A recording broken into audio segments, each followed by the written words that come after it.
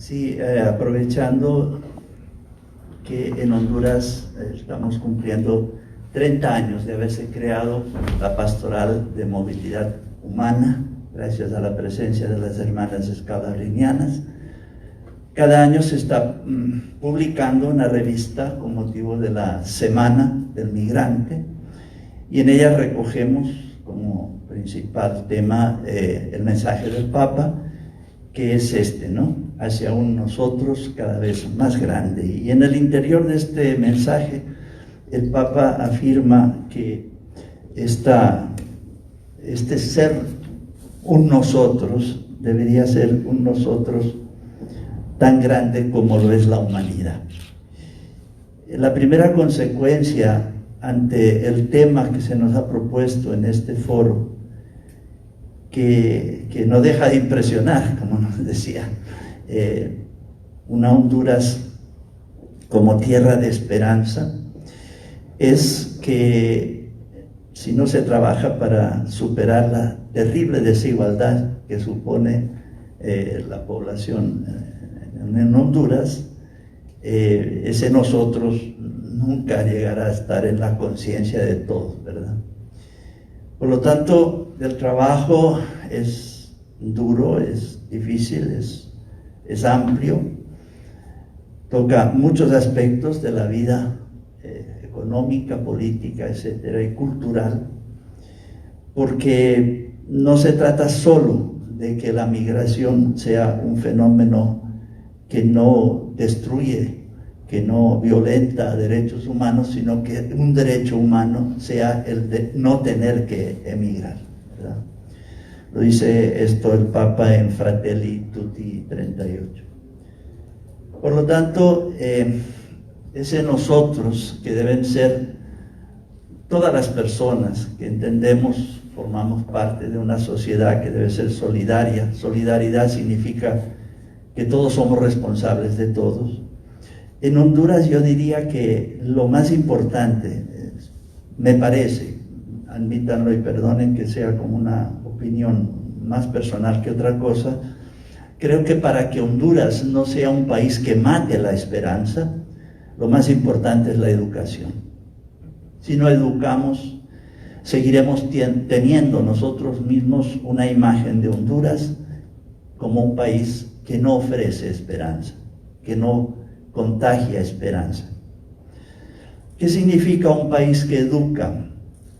Hoy la educación ha tomado el camino de las competencias, ¿no? Un poco inspirados en la teoría de Howard Gardner, de las inteligencias múltiples. Se ve cada vez más necesaria una educación que trabaje por las competencias. ¿Qué significa eso? Que un niño, un joven que va adquiriendo esa claridad sobre en lo que él es más capaz, es capaz aquí en Honduras y es capaz en el país a donde vaya a llegar fruto de una migración. Porque llegar a un país y sentirse incapaz de hacer nada. Por lo tanto, una educación en competencias que le prepare para sentirse capaz aquí y allá, tanto se migra como si no. Una educación que le permita estar abierto al aprendizaje de otras lenguas, el inglés sobre todo, ¿no? Que le va a servir aquí, pero le va a servir sobre todo si emigra a otro país, y si este país es Estados Unidos o incluso Canadá. El que recibe educación de calidad no solo recibe conocimientos, no solo recibe aptitudes, capacidades, competencias, recibe la capacidad de relacionarse positivamente. Y eso es muy importante. En familias donde no se cuida la educación, el sistema educativo tan empobrecido en Honduras no ofrece esta calidad de los seres humanos de tener una riqueza a la hora de relacionarse con los demás. Y eso también afecta mucho a la persona que emigra. Tiene que crear relaciones que nunca ha sido capaz de desarrollar, que nunca ha experimentado. Tiene que improvisar, muchas veces se engaña a sí mismo, lo engañan. ¿Por qué? Porque no es hábil en las relaciones interpersonales, ¿no? Y la educación tiene que ofrecernos esto.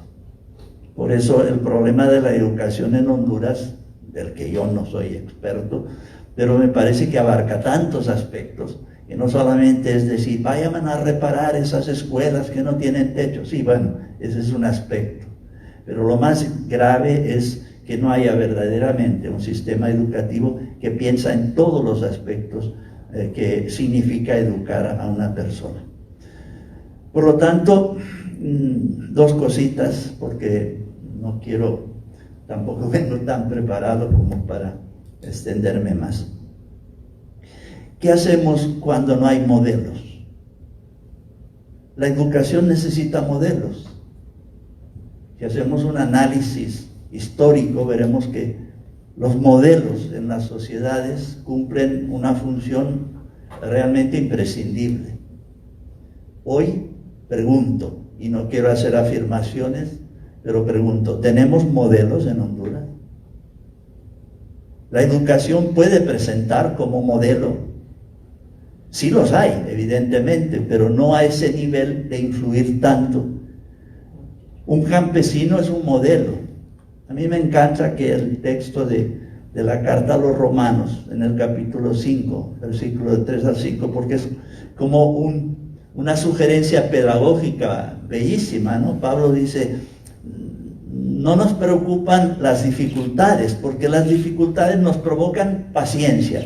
La paciencia nos provoca madurez, calidad personal, y la calidad personal engendra esperanza que no defrauda.